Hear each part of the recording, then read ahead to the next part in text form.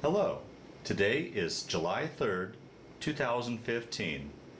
We're meeting today with Mr. Wes Shull at his home in Fort Morgan, Colorado. My name is Brad Hoops. I'm the interviewer for the Northern Colorado Veterans History Project. Welcome, Wes, and thanks for sitting down today to tell your story. My pleasure.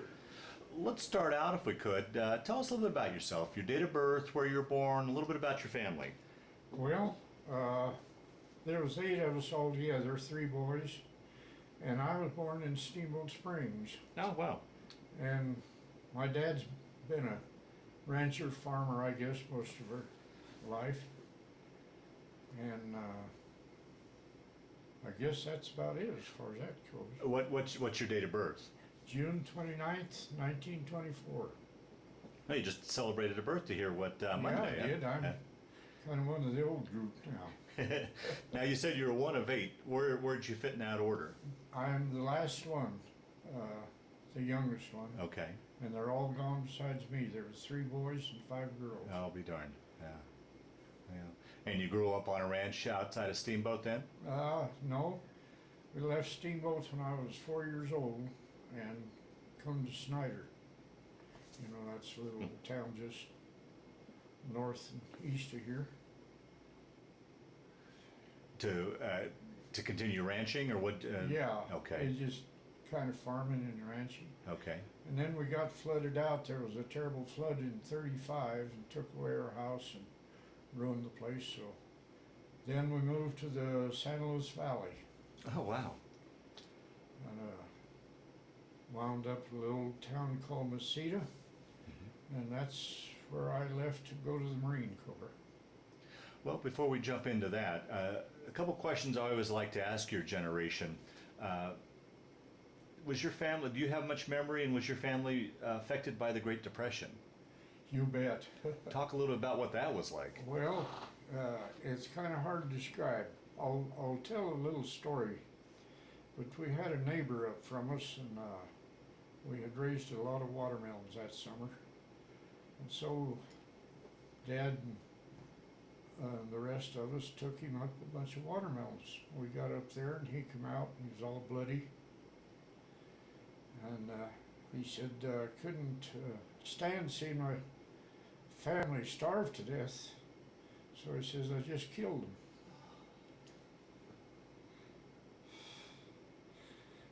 And anyhow, my dad kind of talked to him a little and left and got the sheriff. And when they got back, he was hanging from the windmill.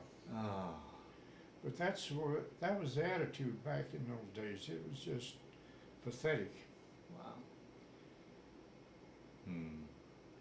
And I will have to say that a lot of people condemned Roosevelt, but I thought it was the best thing that ever happened to the country, because he kind of got us back on a working relationship. We had a little anyhow. Before that, we had nothing. Hmm. I can remember my father taking hogs and cattle to the market. Couldn't even get a bid on them, so he just said, if you want them, take one. They couldn't afford to feed them, so they just got rid of them. Wow.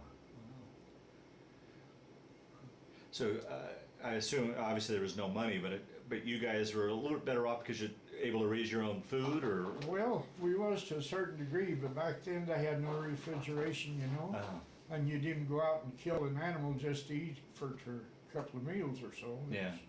It'd be a waste of food, so you just kind of went without.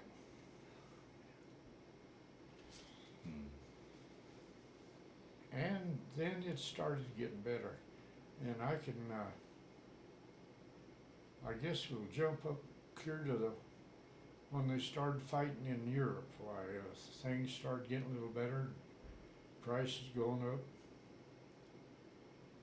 And as far as the war was concerned, helped the country a lot. It was a dirty, miserable thing, but kind of got us back on our feet. Yeah, yeah. Do you remember where you were and what you were thinking when you heard about Pearl Harbor? Yep, it was on a Sunday night, and we just finished the chores and had a radio, and it come on that the Japs had just attacked Pearl Harbor. And made up my mind right then I was going. Well, I was wondering, I was going to ask you that. I mean, here you are, a 16 or 17-year-old boy. What you were thinking, boy, is that going to draw me in now? And Yeah. Well, they had the draft then, and you could wait and be drafted, or your number was coming up, and you could kind of pick what you wanted. Well, I had two choices. I had the cavalry and the Marine Corps. And now, why do you say those are your two choices as opposed to like the Navy or the Air Corps? well, the cavalry because it was horses. Oh, okay. And I was horsed from one end to the other. Okay. And the Marine Corps, partly is the uniform, and then partly is the story about them. But that was my two choices. And my oldest brother went first, and then the second brother. And my dad told me that I wouldn't have to go till he get me off, and I said, no way. Yeah, so you could have probably an agricultural deferment or Oh, something. yeah. Yeah, okay. But I says the others went, so I'm going. I'll be darned. Yeah. So did you finish high school before you went off, or? Yeah, Okay. I had spent about a year out of school before I went to the Marine Corps. Okay. Okay, so you didn't wait to get drafted. You enlisted, and Yeah. yeah, okay.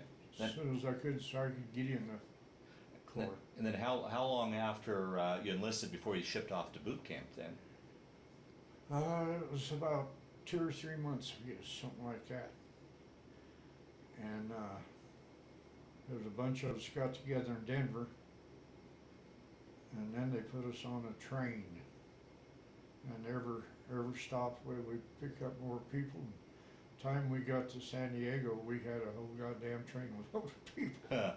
Now, did anybody from home go with you, or were you kind of on your own? No, I was the only one from my part of the woods. And then there was several boys from Rifle, some from Costia. They was kind of around in there. Okay.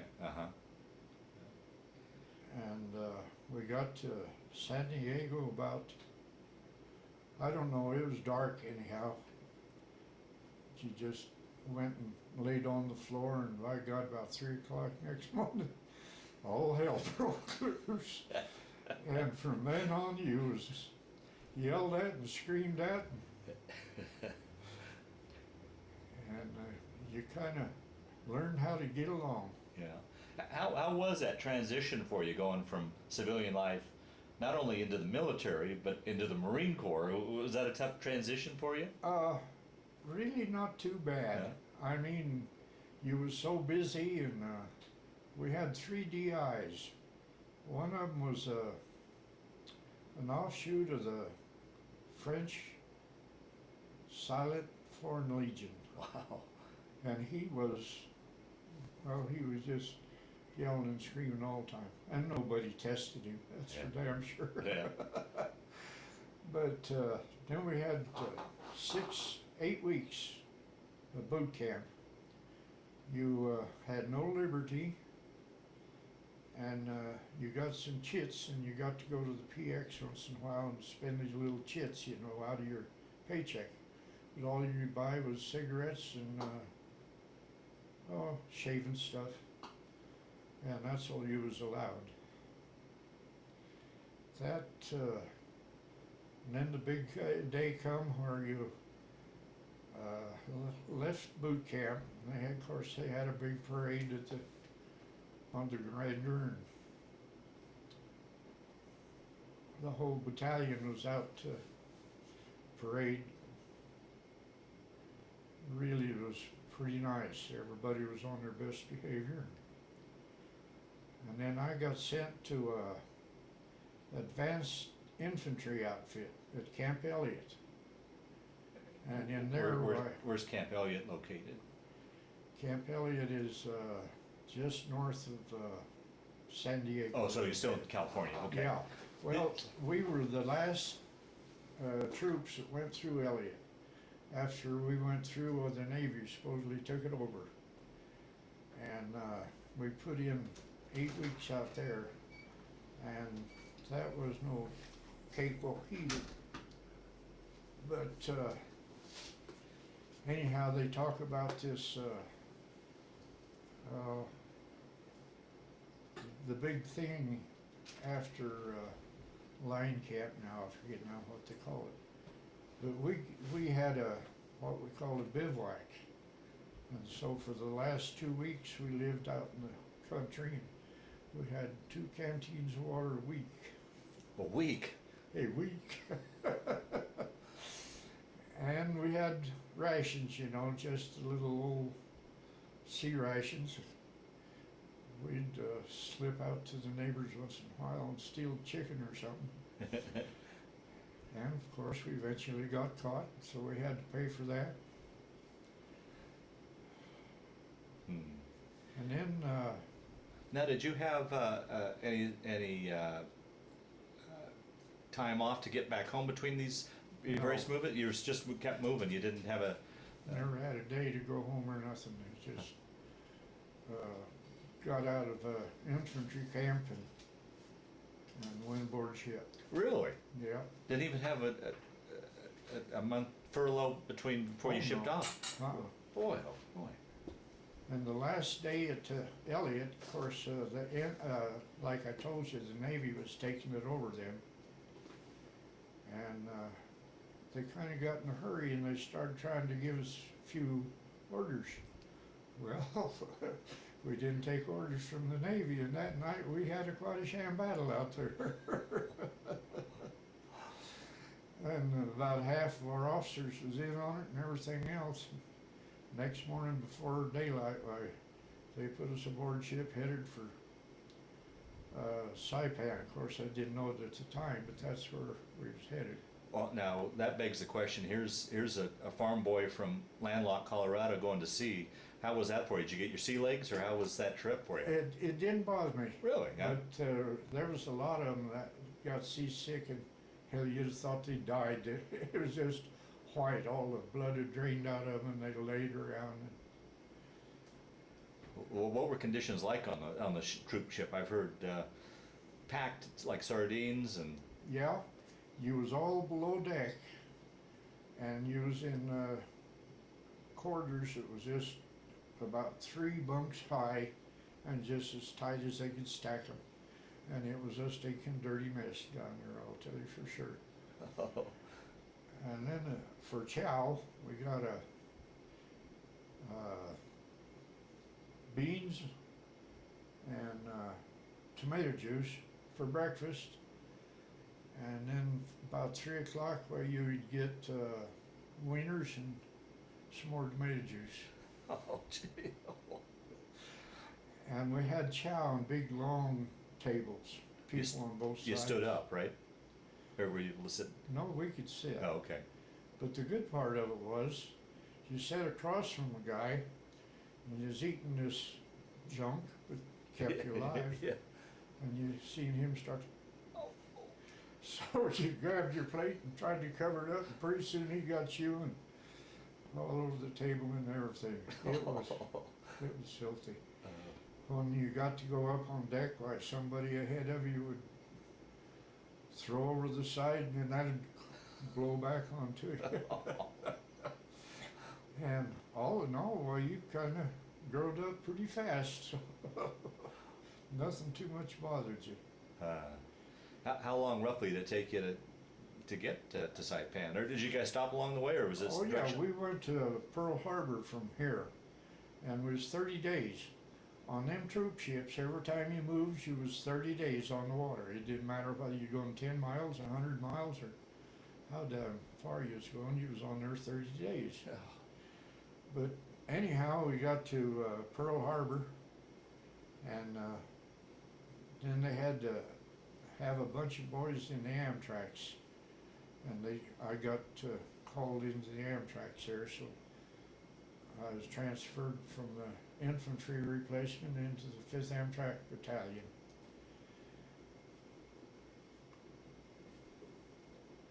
And I had never seen an Amtrak in my life, and I didn't know what. Yeah, right, yeah.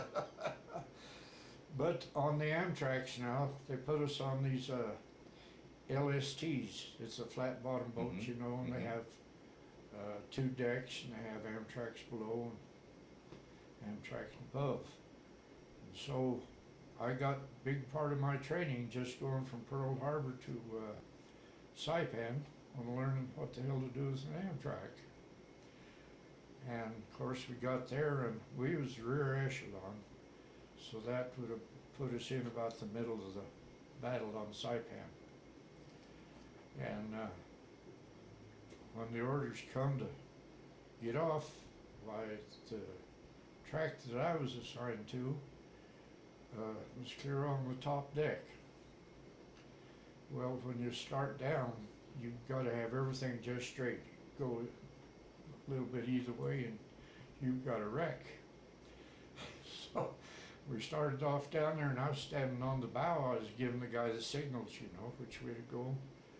Finally they told me to hang on, and that damn thing started down and he couldn't turn loose as the brakes, you know, and it was just freewheeling. God, we hit that water and I thought we never would come up. Finally we come blubbering back up and it pumped the excess water out and we headed for the beach. By then it was getting along toward evening. Didn't know there was a reef, didn't know what the hell a reef was, but boy, we hit that thing going wide open. That old Amtrak just shot up in the air. Everybody grabbed on and we kind of fell forward over that reef and then went on in and into Saipan. What's going through your mind? I mean, you came off the LST, you're heading to shore, you're heading into harm's way, into battle. What goes through a person's mind as you're heading into that? I mean, what are you thinking? Do you remember? Biggest thing was I wonder if they're going to shoot me. Because, oh hell, there was firing everywhere. And initial run in there was a few women that lived on Saipan, and these Japs took them, put them out in the water, tried to stop the Marines from going through, you know. Hell, they just shot them and went right on. It was a dirty mess, I'll tell you for sure. And then when you got on Saipan, the mosquitoes was so goddamn bad you couldn't hardly stand it. And they've said that there was no Ancient Orange in World War II. Somebody's telling a damn lie, because that's what they spread the island with, to get rid of the mosquitoes. But anyhow, we was there for, well, let's see, we got there in June. And then in January, got word that we had to get ready to go on an operation. And they didn't say where it was or nothing about it, just that we was going. So after the invasion of Saipan, you guys stayed on Saipan? We stayed on Saipan, Okay. made a camp, and done a lot more training there, and different stuff like that. Were you witness to any of the suicides, the cliff suicides? Wasn't that where the locals were jumping off the? Yeah, just like a herd of sheep jumping off. They was, of course there was a word out, whether it was true or whether it wasn't true. But what we got out of was you had to prove that you'd killed your mother or father before you could get in the Marine Corps. Oh, that's what the Japanese had told. Yeah, that's Yeah. what they were told. Right, right, And so they would rather commit suicide than have us catch them. right. And there was damn few prisoners taken anywhere. But anyhow, they was boxed up in little caves. And they never really secured the island per se. There was always a bunch of them up there. Mm-hmm. And then they was coming in there, they was bombing us about, every 2 or 3 nights a week or something like that. You'd wake up and you'd hear them little betties going put, put, put, put, put, put. And so you climbed out of your sack and away you go, falling in a hole. Ow. Oh, man. So what were living conditions? Were you like just in pup tents there, or? We had regular tents. Okay. They finally built tents there, and there was 8 of us to a tent. And we finally got a mess hall built. The shower and we had water. Of course, the water was all pumped in and was full of chlorine, but you had water. And the funny thing, they holler about you don't eat salt anymore in this day and age, and then we was forced to take salt tablets, which I guess is good because we all felt pretty good. How was it? I mean, I keep going back to this farm boy from San Luis Valley. Now you're halfway around the world in the tropics. What was that like? I mean, You was just a Marine. You didn't think about anything else. You took your orders and done what you're supposed to do, and that was about it. Fact of the matter is, nobody over there ever figured they was coming back, so it was just one day at a time. wow. I can't imagine having that thought in your head that I'll probably. And there's a little incident there, you know, we didn't have no slop chute, or that would be a beer hall.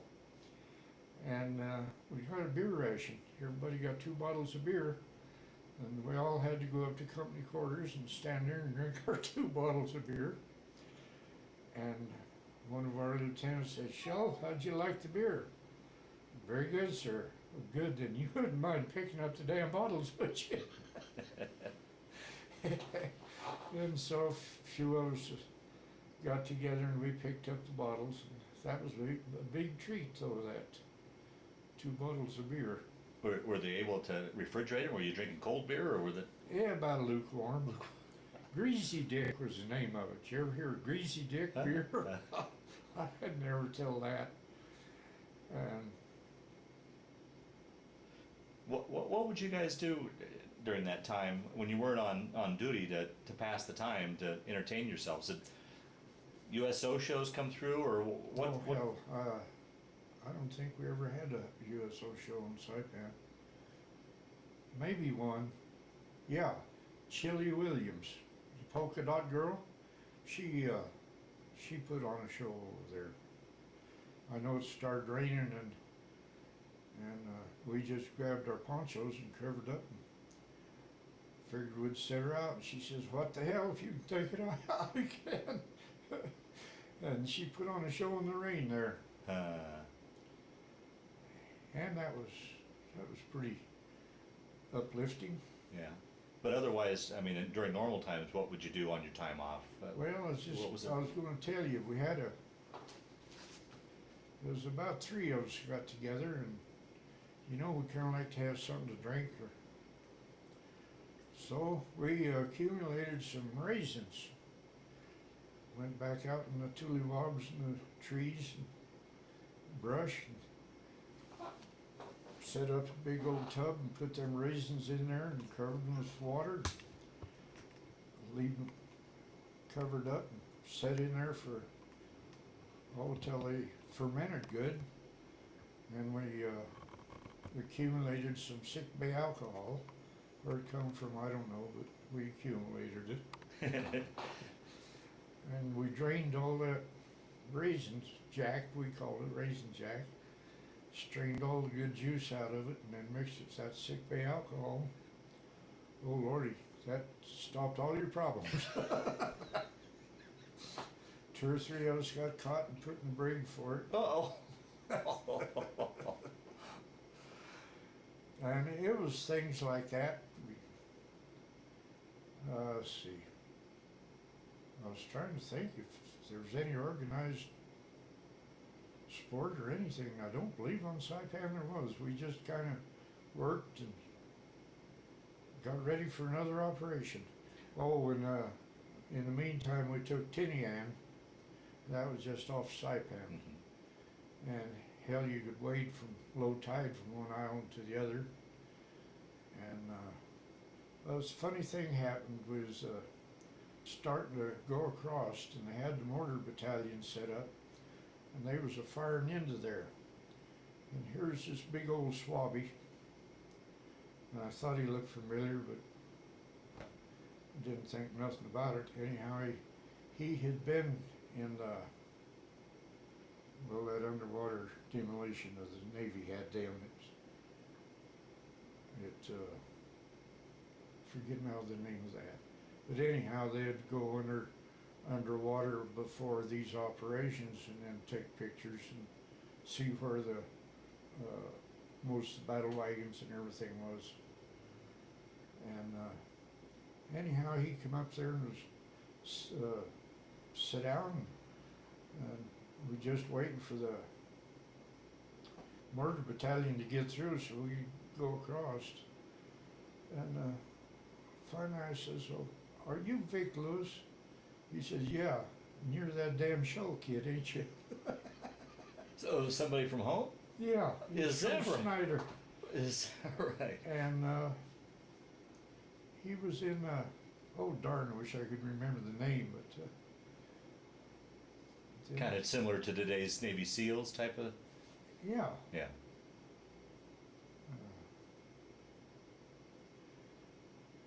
It wasn't the SEALs, it Yeah, had right. another name, but Right. they was a good outfit, I'll tell you what. Huh. But then we took Tinian and went back to operations again. And then we got the word that we was moving somewhere, and they really started pushing it to us then to get ready. Now, at this time, after you took both of those, Saipan and Tinian, how soon? Then the B-29s started to come in, right? Is that where they set up their base? Yeah, the B-29s come in when we was on Saipan there, and God, if that wasn't a sight. And that's when they had the wax and the BAMs and all the women outfit. They had them doing something, not making damn fools themselves, but then they flew the planes over and they come back and they'd get another bunch and fly them over. And the night they left Saipan, the first flight to go to Japan, when them suckers take off, it was about dark and you couldn't see the sun for the planes. They must have been 300 of them big B-29s. And it shook the ground, I'll tell you, but boy, that was a welcome sight. And that's kind of when we got a feeling that we was going to take this little island sitting out there. They called it Iwo Jima, and nobody knew about it, where it come from or nothing. But finally the day come and they put us on a troop ship. They shipped our Amtraks on ship I just called it what? LSTs? LST. They shipped them ahead and they put us on another damn troop ship. And so we run around the water there for another 30 days underneath and all of that good stuff. And then the night when we rendezvoused, before we went into Iwo Jima, well then they sent us back to our LSTs when we got with our Amtraks. And next morning, before daylight, then we had to rendezvous with the troop ships, whoever was assigned to go in with us.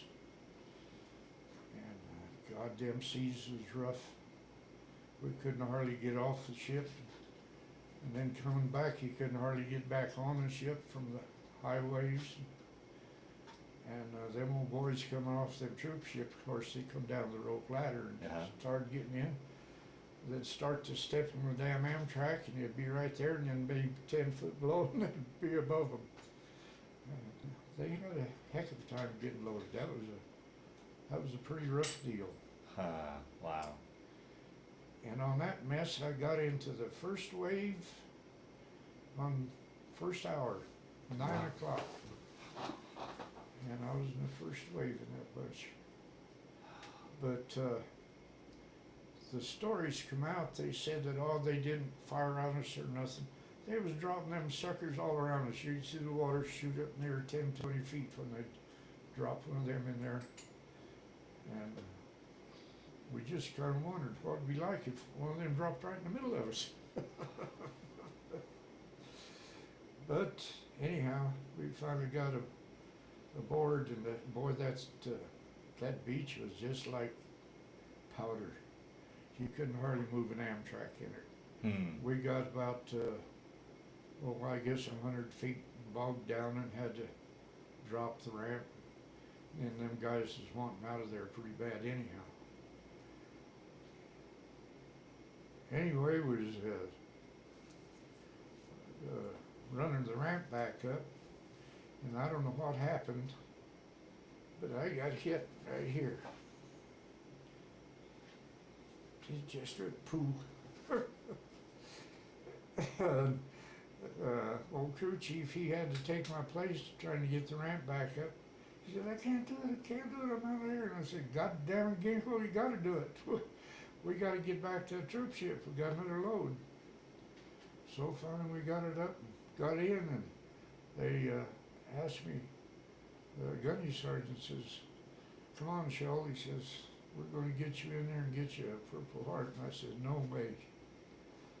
I said, I've seen them guys losing their legs and everything else, and I'm not taking a Purple Heart for that. And it just deadened my hand. I couldn't use it, but that night I was up and going again. Really? Yeah. Just come back. Huh. Has it ever given you trouble since? I mean, No. is that right? I can see a spot on it right in there, but as far as ever hurt my hand, it never did. I'll be darned. Now, how many were in a crew of your? There was 4 on an Amtrak crew. There was a driver, there was a radio man, and there was 2 machine gunners. Now, I was a machine gunner, plus I was a driver, and then plus I was a ramp man, so he was pretty busy. Yeah, bad. And the orders were, if you got hit, why you killed your phone, your two-way radio, you. And there was this old kid, hell, he hadn't went 300 yards in an afternoon, I guess. They knocked him out. So he took out his .45 and he started shooting that radio, and the damn thing just kept playing. Finally jumped out and said, let the damn thing play. He couldn't knock it out. No, so you dropped off the first crew and then headed back to get the next wave? Next wave, yeah. Yeah. And he done that all day long and all night. I'm going to tell you a little story. This crew chief and I, well, Ginkgo and I, we'd been going about 2 days, I guess, just barely able to catnap. So they told us to knock off and try to get a little sleep. So we dug us a hole down in that old stinking sand, and it smelled like sulfur. Yeah. Anyhow, I was down in there and went to sleep, and the sucker got to dreaming. He dreamed them Japs was attacking. He tried to get my rifle so he'd shoot me. Oh, boy. God damn, you talk about somebody working to get somebody awake. I really did. Huh. What were conditions like at that point when you guys bedded down? I mean, you were kind of, the Japanese kind of had everybody at the beachhead, right? I mean, had you gotten too far, very far inland? About 100 yards away. But now I'll tell you a little thing that they don't often tell. That those Japs was in, and they wasn't above ground, they was below ground. Right. And they had set up their machine guns. They'd just go up and down that damn beach. They had it synchronized. Fact of the matter is, when they'd go over you, well, you'd think, well, they'll probably get me coming back, and they'd come back, and they'd get over you. But them guys was deadly. I mean, they'd just knock them off one right after the other down there. They talked about them being poor shots. Them was the crack troops that they had in there, and they'd moved them in there when the B-29s come over. they wanted to have a full force there so they could knock them 29s out if they'd have to land there.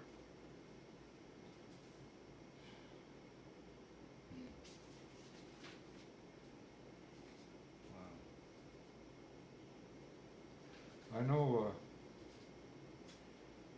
the Marine Corps was good about every presidential holiday you would get a steak dinner. Well, that was one of our loads to take this dinner up to the front lines, you know, and distribute it among the boys. Well, these Amtraks, they was just like us. I don't know. They drew fire anyhow. They really zeroed in on them because they could go anywhere and they was armored. Mm-hmm. And so they really tried to knock them out. And anyhow, when we pulled up there and started unloading them rations to them boys, get that son of a bitch out of here, they got you spotted. And they was zeroed in on us, so we just dumped it off and turned around and headed back down the hill, and I was driving then. And they had these ropes on my arms because we was going through a minefield. And Ginkgo was standing in the back trying to see the little flags and keep me from running into one. Hell, he got confused and he pulled me to their yawn, and I got confused, and finally I just kicked her fist and over and went down over the side of that hill, just hoping I wouldn't hit nothing. I don't guess I did. Oh boy. So how many runs do you figure you made altogether? Any idea how? I think I made 10, and then lost our track, and then we had to go back with the infantry. And they How'd you guys lose your track? got knocked out. Got They hit? put a shell in the middle of it. Yeah. Really? Oh. Yeah, it was kind of funny. We'd been going and they had parked it, and they called us out that night and wanted us to go on reconnaissance. And I was put with another guy. He was a corporal, but he was a company corporal, and he hadn't been driving too much. First thing he done when we got in that damn thing was jerk the light on. Oh Christ, I went out of there like a scalded cat. He got out too, and we got away from there for a little while, and boom, there she went. They put one right in the middle of it.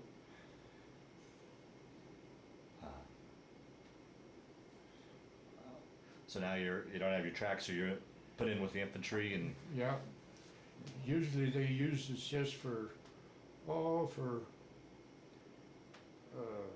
exploration, you know, to look around, try to find out where there was and everything.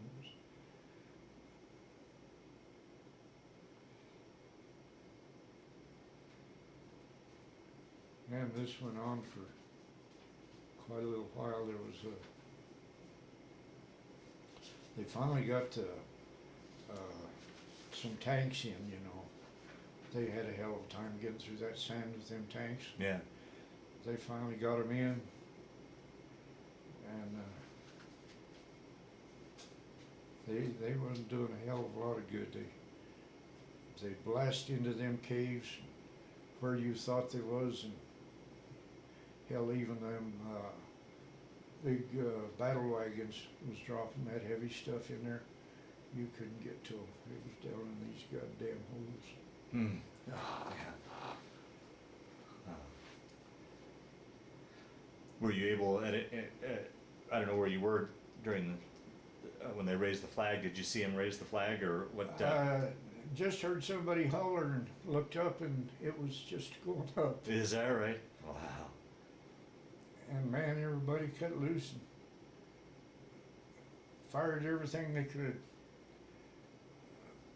I'm going to jump ahead here Okay. a little, because I got back in Washington, D.C. at the museum, and there was a lady back there, and she was explaining all this and that, and she was explaining about this flag that they raised, and she says this was the first one that was put up. I said, lady, you're wrong. Oh man, she didn't like that. I says, I don't give a goddamn whether you like it or not. I was there and I seen it go up. And this was the second flag that went up. The first one was a lot smaller. Well, she just went run away. She didn't say yes or no or go to hell or nothing else. She just got out of there.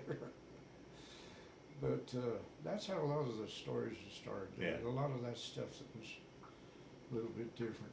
Yeah, yeah. Well, back on the island, I'm always amazed. I mean, for a person who's never been in battle, trying to sort it all out. I mean, I look at your conditions. You know, you guys were living in holes. You weren't eating right. You weren't sleeping right. Hygiene was awful. I mean, any one of those things I think would knock a man down by themselves. But on top of that, you had the stress of war and being shot at. How do you think you made it through that? Physically and emotionally, just made it through that time period. Well, I would say it was a good old Marine pride. Yeah. You didn't give up. Hmm.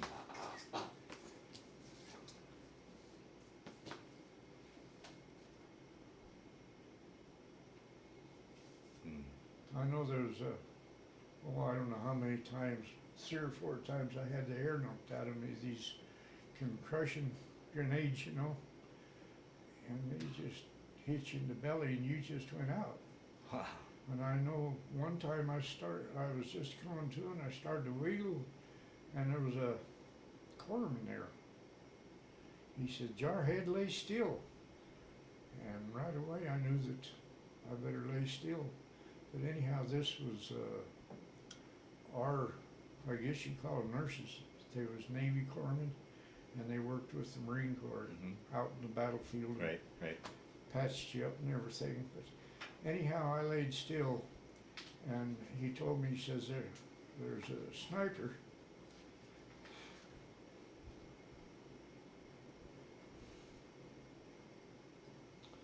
He says he's got you in his sights. You move, he gonna nail you. So boy, I was just like a mouse. I didn't move. They sent for one of our snipers, and he finally picked him out and took him out. But they was deadly, them suckers. And I always heard nighttime was always awful too, because they would try to infiltrate into your. That's one thing, one duty we got was night patrol. Try to figure out where they was, you know. And we was going one night and somebody hit a tripwire and turned all them flares loose and just lit that sucker up like daytime. Mm. Mm. And you didn't know that you could get below ground and still navigate, but you can. Wow. How was, when you look back now, your actual training versus being in battle? Were you prepared, do you think, or was it similar, or was it just a whole different animal once you? Pretty damn close. Really, yeah. Yeah.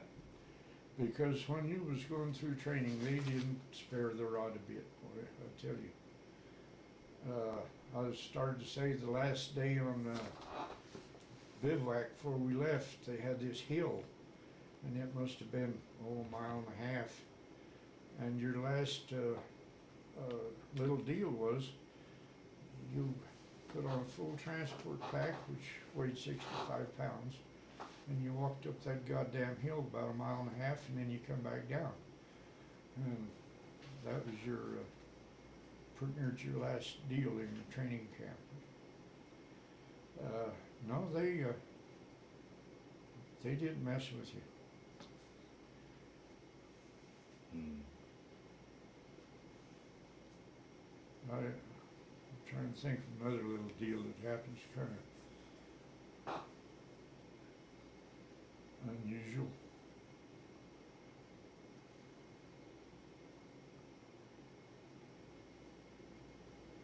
How long altogether were you on the island? We was 31 days on Iwo Jima. And when we went in, they said you'll probably be 2 or 3 days. And we all kind of admitted that maybe somebody made a mistake.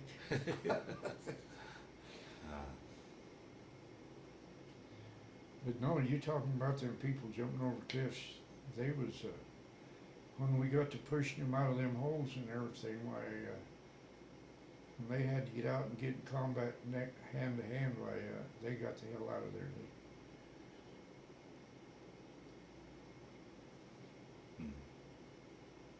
I know it was funny, somebody took 2 prisoners, and I don't know who it was or nothing, but anyhow, they had to build a wire fence around them, keep the Marines from sticking a sticker in them. But they didn't take very many prisoners off of there. Right, right. And you never saw so many goddamn ships in your life. Oh, The big battle wagons clear to the destroyers, and you know them old battle wagons that get crossways and then turn loose them big ones.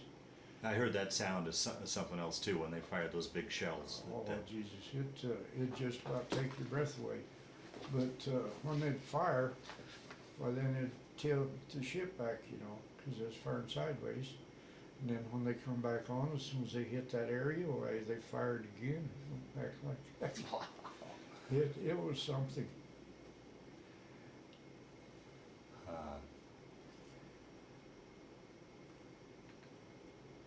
Then we were on there,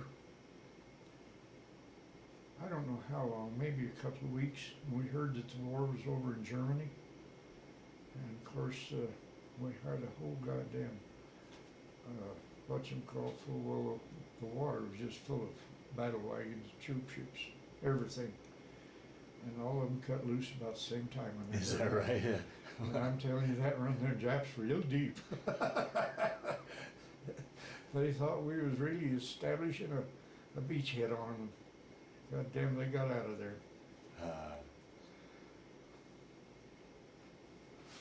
What was it like when they finally announced that you guys had taken the island?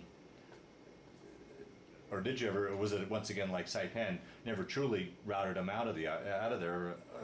Yeah, they told us that we could start packing our gear, that we had secured the island. Well, one thing they didn't tell us was that there was a bunch of army boys coming in to stand watch on the island, and they brought them in there, and they didn't even have their weapons with them. There's a bunch of nips got to them one night, and they just killed all of them. So now we got called back up there to get them, and we didn't like it very well, and we didn't treat them very nice when we got back there. And that was about the end of it, I guess. Yeah, yeah. And then from Iwo, where did you guys go from there then? We went back to Pearl Harbor, and we was going to get issued new tractors for the big push in Japan. And say, I tell you what, if they had to drop that atomic bomb, there would have been a million of us wouldn't have got back. Well, I'm sure you and I probably wouldn't be talking today. Hell no. Yeah. Because man, they was a digging in. They was getting ready for us, women and children, and they'd sharpen sticks and stick them in the beach. And where I eventually pulled occupation duty, that's the area that we'd been going in, so I know what that would have been. That was nothing but mean. So the war ends, and then you guys pulled occupation duty in Japan then? Yeah. As soon as the war ended, why they pulled our outfit out. They was going to send it back, but I was one of these lucky devils. I had a spec number. I could work on machine guns. Well, that's what they wanted over there, so here I've been.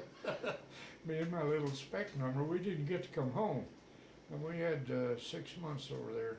Well, even with all that you'd been through, you didn't have enough points and such to... Nope. Really? Really. I still had to go another 6 months. Yeah. And, well, there was a platoon sergeant and a first sergeant. I think there was 10 of us out of the outfit had to go to Japan for occupation duty. Oh, boy. Well, talk a little bit about your time there in Japan, what that was like, and Well, we had a whole lot of weapons to repair. That was the idea at first. Of course, I don't know whatever happened to them, but anyhow, we'd have to go through the M1s and then the 30 caliber and the 50 caliber and check through all of them, make sure they were serviceable and all that, put them in boxes. And that's when the NEPs behaved themselves, but if they got out of line, why, then we had to go tell them to get back in place and slap them on the wrist. A few things like that. Did you have much interaction with the Japanese? I mean, with the civilians, and would you? Well, they tried to keep it to a minimum. Fact of the matter is, we had a little deal going over there that was pretty good, but they had a lot of rickshaws, and of course when we got in, why, there was a speed limit put up. And we told them rickshaw drivers they had to run that fast. We like to kill a bunch of them, but boy, there was going like hell to get it for them rickshaws. And they finally found out that we was pulling something on them, and the damn idiots didn't like it. And then Christmas night, we had a party, and they had beer for us. Well, we just about half through with our party, and goddamn, we got the word that someone was trying to sneak out, so we had to take off and go get them, and leave all that beer there. And I've got a picture of that party somewhere, but I don't know where.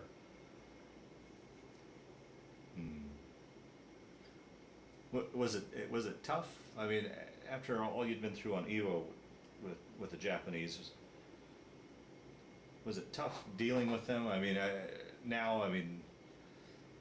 when you're during the occupation, I mean, I'm trying to figure out how to phrase the question. I mean, it was. Well, I know what you mean, but some of them, the mess duty, they took a lot of the young ones and give mess duty, you know, which was kind of funny because them little devils would eat one of our meals, you know, and their old bellies would punch out, and then they'd get their own rations and they'd eat that fish and rice. They kind of put on a little weight there for a while, but the Marines that had control of them, hell, they used to give them close order drill and everything did. And the little devils seemed to like it. Now the big ones, we had no problem with them, and I still don't like them. Yeah. Anyone shoots at me, I don't forgive him. Yeah, fair enough. Yeah, fair enough. Did you have much of a chance to travel around in Japan at all, or were you pretty much just there? Pretty much yeah. right in one area. Yeah. We got out to see a few of the farms. Of course, we set up in one of their old barracks, and of course, you know, their little outhouses was pretty primitive. They'd come in every day and tip them over and put it in buckets and carry it out and spread it on the fields. Yeah, the honey buckets. Yeah, exactly.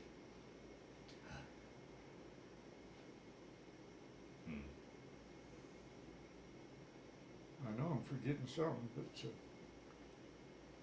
get back to it here pretty soon, maybe. Yeah, yeah. Yeah.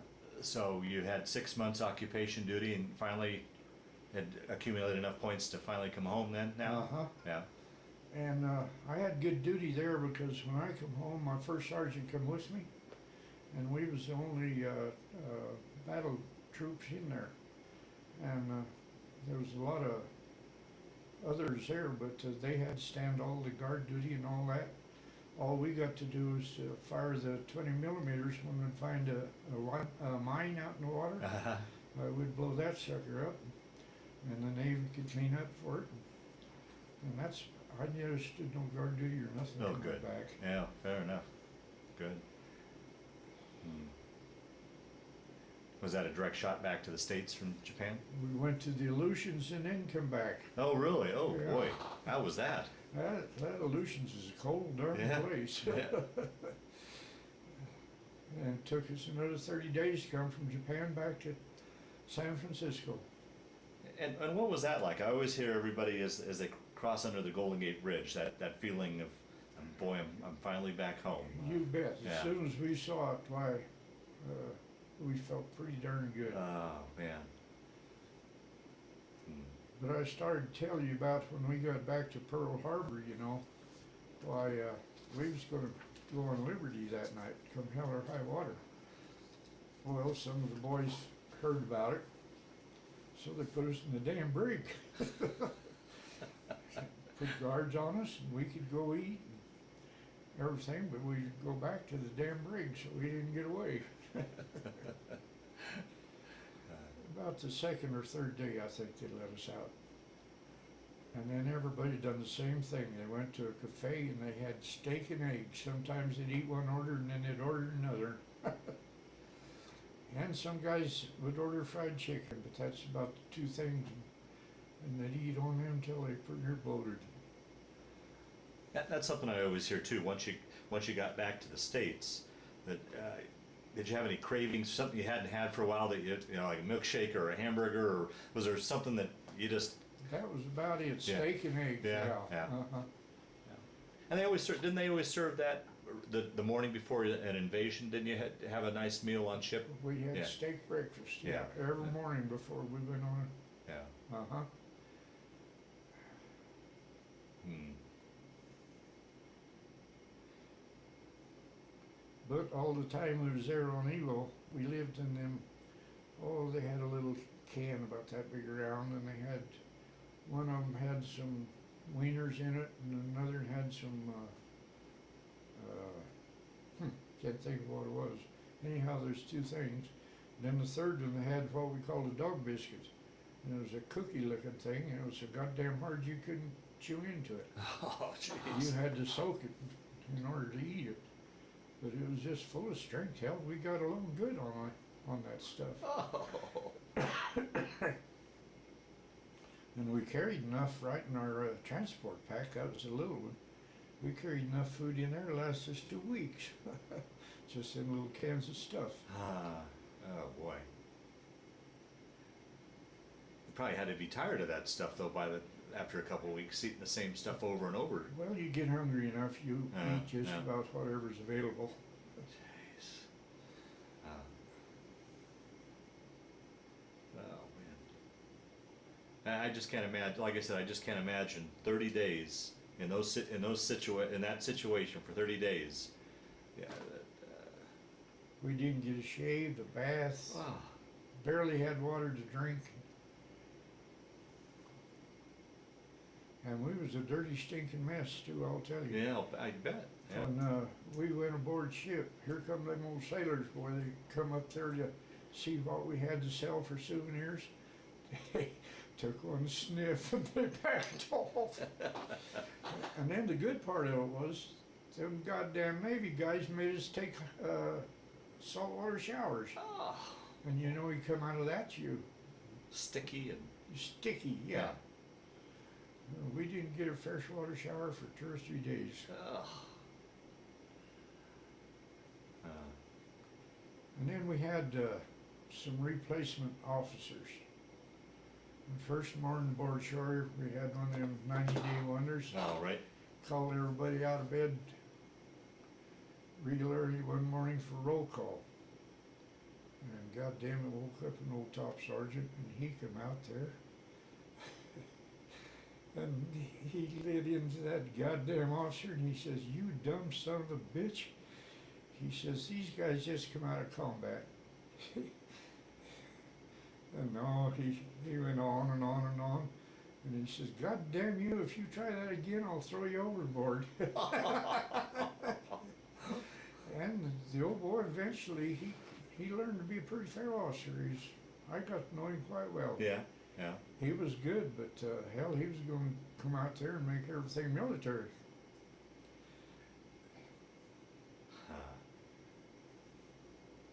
Now, when you were on the island, would you guys rotate from the front lines? I mean, were you on the front line? Every inch of that island was the front line. So there was no going back to reserves and R&R. It was. If you could sneak off for a few hours sleep, well, that's about the best you got. Jeez. And the 3rd Division, well, it was part of the 3rd. We was in the 4th, and we was clear down on Blue Beach. And we was Blue 2 and Blue 1, and then part of the 3rd Division. And then the 5th Division was clear up on number 1, and they're the ones that had to take Suribachi. And if they didn't have a mess.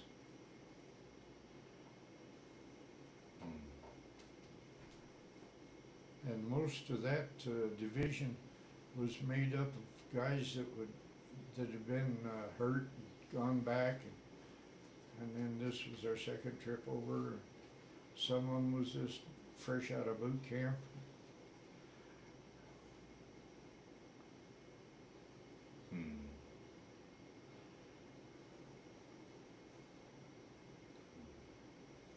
How was it dealing with the climate and such? I mean, coming from Colorado, dry, mild climate, dealing with the heat and the humidity or whatever was.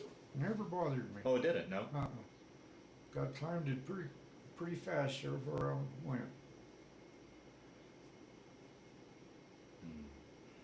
I know on Saipan we had crab, big old land crab, and the sucker never turned around or nothing. He just went forward and back, and forward and sideways, and they'd try to dig under them mosquito nets at night. Or you hear that sound gun digging, and out of there you come, because their pinchers could break a matchstick. Oh boy! So they would pinch if they got a hold of you. But we was too fast for them goddamn land crabs. And you never had any problems with the tropical diseases like malaria or anything like that? Yeah, but they had a little answer for all that. You'd get malaria over there, and then they'd have to send you home. But you get dengue, which is malaria, and then they'd cure you and send you back on the line. And I think everybody over there had malaria. You'd be out 3 or 4 days. They'd take care of you. And then when we was in training camp, a lot of people had got blisters, so they'd go to sick bay. Well, they'd take care of them in sick bay and line them up outside, and then they'd get a 10-mile hike. Oh. So it only took about one hike, and you quit going to sick bay for a blister. you toughed it out and went on.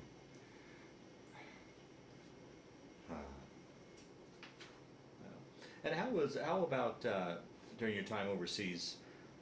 As far as communications back home, I mean, today we've got cell phones and computers and instant messages. What option did you guys have? We'd write letters. Write letters, yeah. And folks pretty good about writing. We'd write a letter maybe a couple times a week, something like that. And that was always a big thing, to get a letter. Yeah.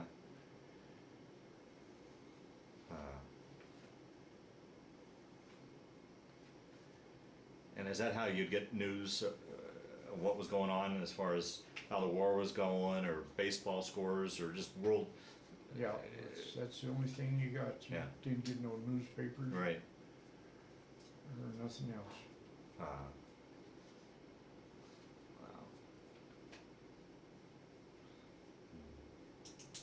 So now we'll move ahead. You're back in the States, back in San Francisco. Take your story from there once you got back stateside. Well, like I say, we kind of went on liberty just as quick as we could get away. And I think I was there about 4 or 5 days, and then I got discharged, put on a bus, and headed home. You discharged there in San Francisco? Yeah. Okay.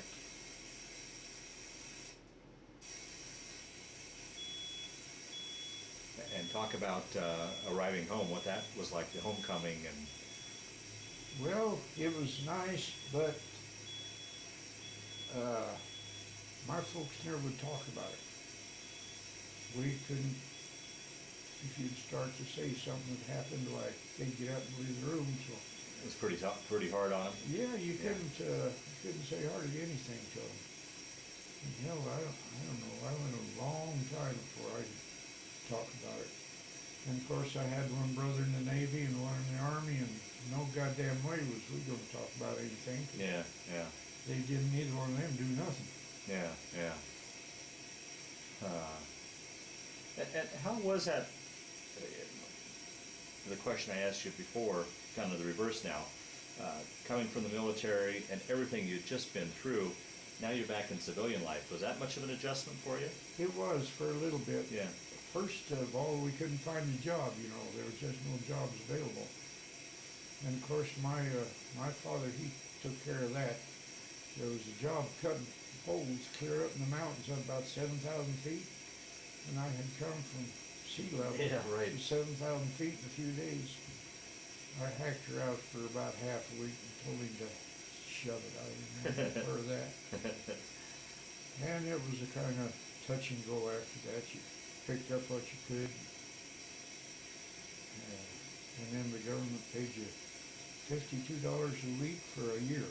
After that, you was on your own.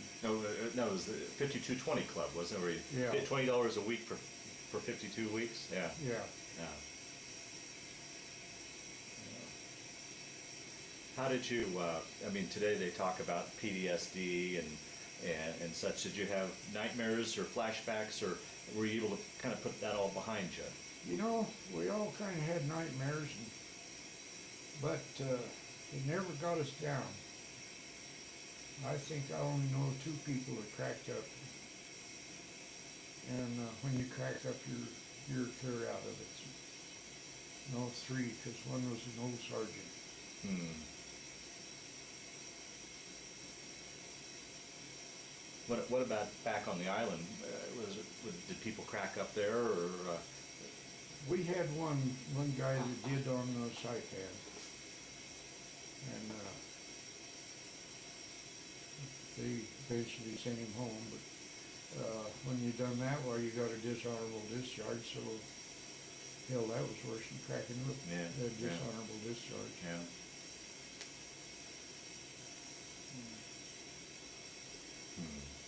I know I had several souvenirs that I sent back, and before I sent them, I cased them up in wood crates and put cosmoline on them, shipped them home. The old man opened one of them up to see what was in there, and Mom seen that. She couldn't take it. Oh boy. No, she couldn't look at the weapon after that. Yeah, I can't imagine, particularly your mom. Yeah.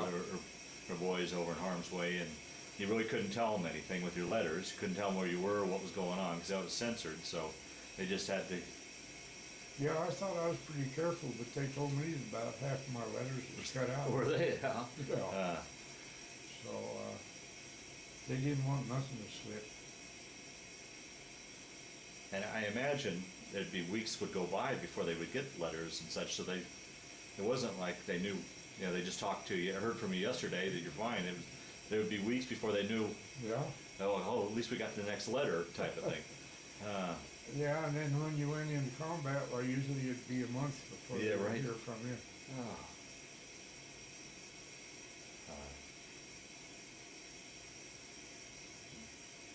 I know I had a funny thing happen to me, but I had a friend that was in an Amtrak next to me, and we were just rendezvousing out there, you know, getting ready to go in again. And I don't know what happened, whether there was a break or the clutch or what the hell happened, but that damn tractor started spinning. Pretty soon there was a big old whirlwind and down he went. Really? Yeah. And they never, it was after the war quite a little while, and they asked some of us had been on Iwo Jima to take part in a deal here in Morgan. And anyhow, old Riddle's mother read about my name in the paper. So that was hard to do. but she asked me what happened, and I told her, you know, I seen him. Mm. He went in a hurry, and he was a good old Marine, but the Marine Corps wouldn't tell her that his Amtrak was faulty, you know, that would be a no-no. Yeah, Somebody done something wrong in our Yeah, government. right.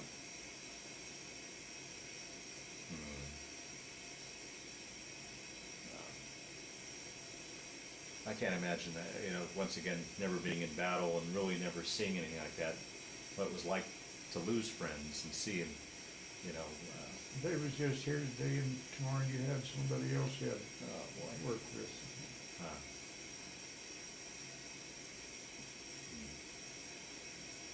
And you were fortunate and lucky and made it through with just Yeah. one little nick on your hand, huh? Yeah. That's amazing.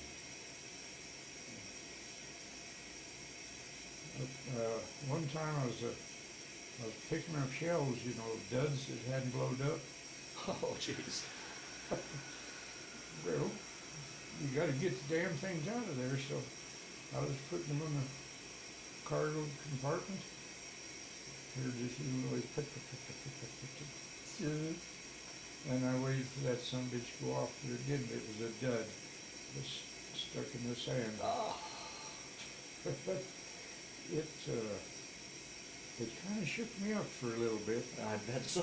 And I'll tell you, that was one of the first ones I put on that Amtrak take out there and dump. Oh, jeez.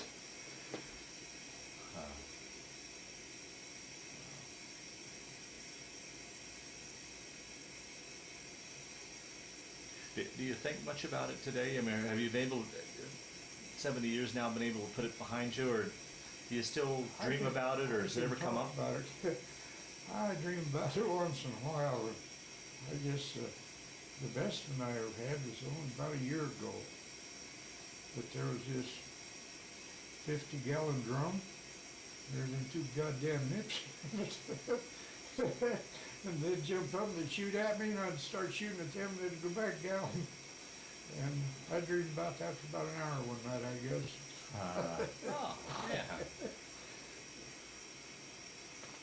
But I'm going to tell you this, you might think I'm stretching it, which I'm not, but you heard about cutting them Japs' head off and boiling them? There was a lot of that going on in Was the it? Yeah, outfit. yeah. And I'll tell you why. You could boil the head, get all the flesh off of it, dry it out, and you can sell it for $20 to any sailor that got close. And that was pretty good money. Yeah. One guy, a Navy boy come by one night.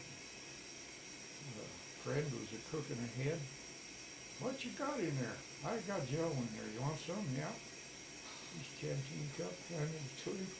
He took a big slug and then he started puking, and I think he's still puking. But it was funny.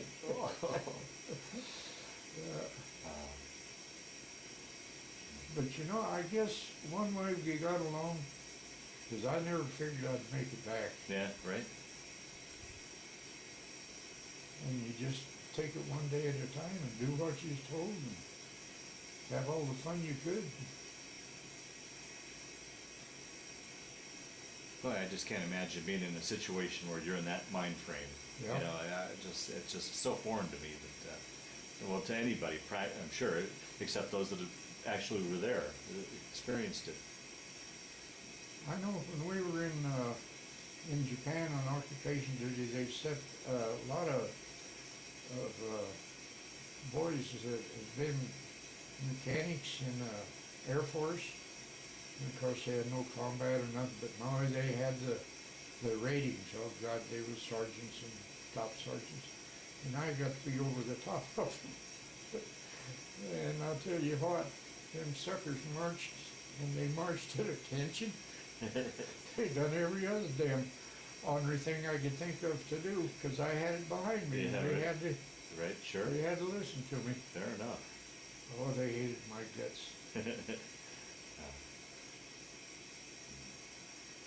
I know one time we come in from a work area and into the quarters for dinner, and goddamn, I seen a old top sergeant sitting on a stool. So I thought, yeah, I'll show off a little. So I pulled him to attention, and goddamn County Cadence brought him up and discharged him.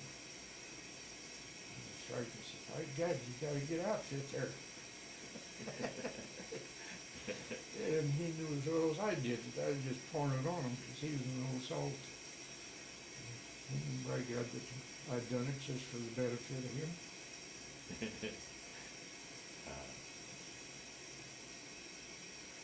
Well, let's move forward now into your post-military years, and we'll go talk a little bit about that, and then we'll wrap things up. So you came back home and started cut poles for a little while, and then Just take got your story. whatever work we could get, Yeah, you know, yeah. and get by.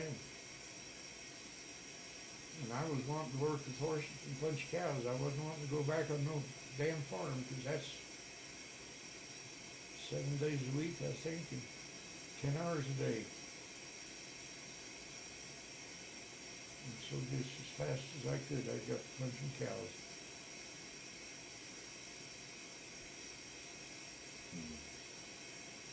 Down there, or did you come back up this way? What brought you back up this way then? My folks moved back to Missouri, and I helped them move back. In the meantime, I had a brother-in-law get killed with lightning, and somebody come up to help his wife and my sister take her crop out that year. And from there I went to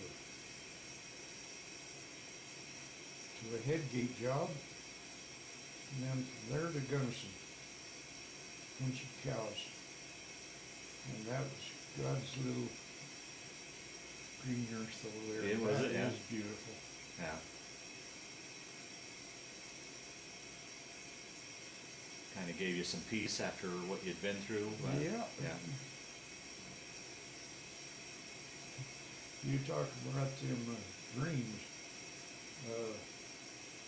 When we got back aboard ship, they'd have a crew every night, and you'd walk around all the sleeping quarters, and you had your bayonet stuck on the end of your rifle. Of course, you had the scabbard over the bayonet, but you see somebody starting to wiggle around and moan a little bit, and you poked him with that, got him awake before he had a big fit and hurt himself or somebody else. You walk up and touch one, that sucker is liable to knock you Yeah. from one end over the other.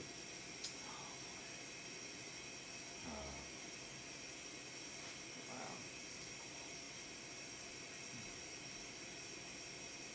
So did you go on to make a long career of punching cows, or did? Yep. Yeah.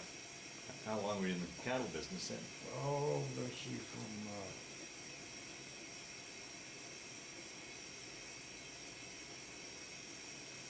Just roughly. about 25, 30 years. Is that right? Yeah. There's a picture there of my son and I in the middle. That was taken in Gunnison when I was camping out over there.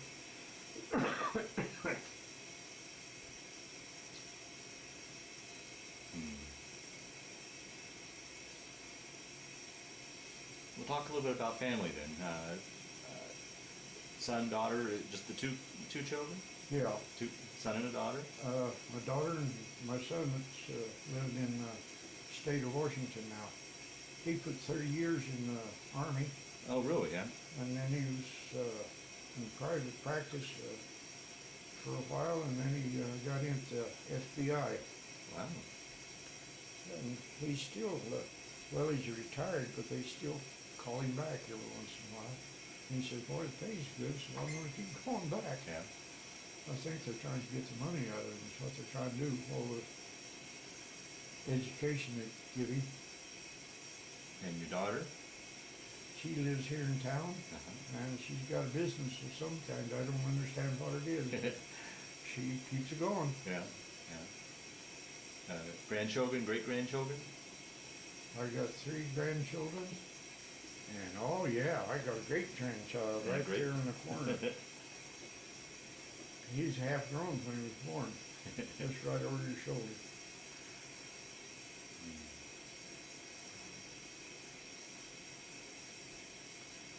And through the years, did you keep in touch with anybody you served with? Was there any sort of reunions, anything like that? We had a reunion every year, but I developed a blood problem and I couldn't fly, so I never got to go to any of them. Oh, doggone. But our outfit got together for, well, several years. And then I kept in touch with old Sergeant Phyllis down in Texas. You know, there was another one or two, can't remember their names right offhand.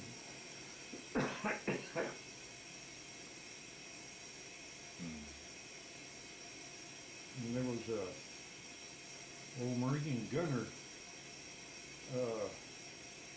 that lived down in Florida, and we used to send cards at Christmas time. And finally he died, and his wife kept sending cards for a while, and then she quit, so I don't know whether she died or what. But he'd been in there. He was an old guy. Yeah, I can't imagine there's too many people, too many left from your unit. You've got to No. be one of the last. I think I'm pretty late in the bunch.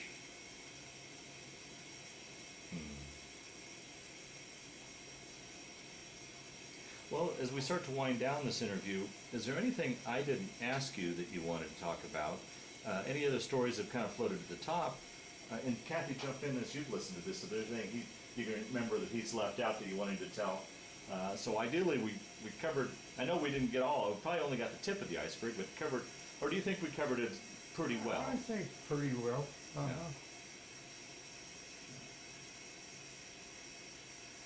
Yeah.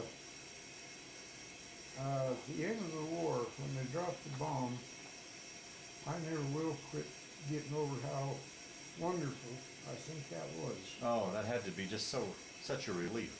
And I went right through that area when I went in for occupation duty, and it was pretty raw. But if all of us guys would have had to go in there and dig them out, that would have been, Oh, absolutely. a lot of lives would have been lost in that. So I never liked Mr. Truman, but I thought he done just right there. Yeah. You want to know why I didn't like Mr. Truman? Feel free, yeah. Okay. At the end of the war, why we all come home, and then this Korean War come up, you know. And what was that old military general, the Army? MacArthur? He was kind of in charge. And he told Truman, he says, we've got the troops and they're ready to go. He says, let's take them out. Truman says, that son of a bitch didn't tell me what to do. So we started arguing, and we've argued ever since. Yeah.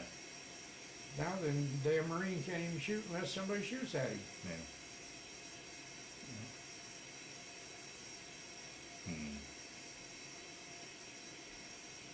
Well, the last question I always like to ask during these interviews is, how do you think that experience in the Marines and everything you went through, how did it change your life, affect your life, play a role in your life?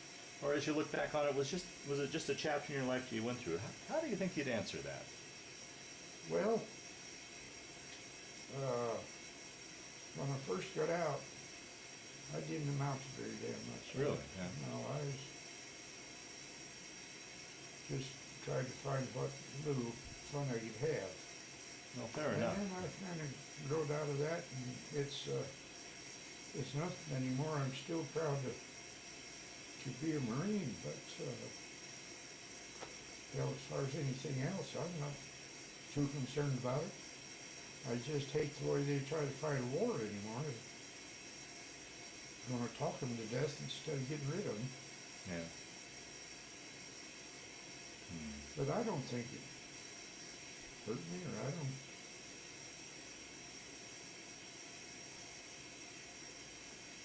Like I say, I don't really think about it much one way or the other. Yeah. It's just something that was done, and is done. Yeah, yeah.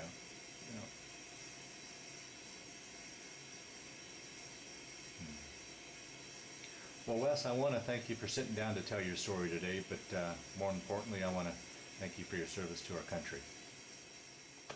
So what? A lot of Wes, describe this picture for us here. That's my boot camp, and that was taken the day after I got my hair cut off, and we formed a unit. And that's you right there, That's me. second row all the way to the right. I think it's 180 platoon, but not right. Yeah. And you said your drill instructors were these three fellows right here. Uh-huh. And what were your thoughts of them then, and your thoughts of them now? I tell you, the day that we got kicked out of boot camp, that old tough boy come around and he says, well, you're not the best I ever saw, but you're not the worst. And I thought, my God, he's getting soft in the head. Very good. But they just make a practice of being mean to people. Yeah, If you're not mad, you're not going to fight. yeah, yeah. And I guess that's the one thing that I had done all the time. They would do something to make you mad all the time. Take away liberties, all sorts of stuff. I've always told, too, in the Marine Corps that they really more or less break you down to just a puddle of clay and remold you into Right. it. Yeah. And you get that done in about 8 weeks. Wow. You start to rebuild them and start to making a Marine then. Yeah. Damn right, their clothes. Uniform was one of the things that kind of set them apart. You got in there and we didn't get no dress blues. If you wanted dress blues, you had to buy them. As soon as you went overseas, you had to get rid of them because you couldn't take them overseas. So I bought me a set of dress blues. I never got a picture taken. Found out I was going overseas and sold the damn things. Is that right? That was my dress blues. Other than that, I was a Marine Corps green. Wow. That picture was taken on my 90th birthday party. And I think I had about 50 people there, if I'm not mistaken. Yeah. Had a wonderful time. Yeah. Boy, did you ever think you'd make it to 90? I mean, No, really didn't. yeah. And Now I don't think you're going to make it to 100. no, I wouldn't put you past it.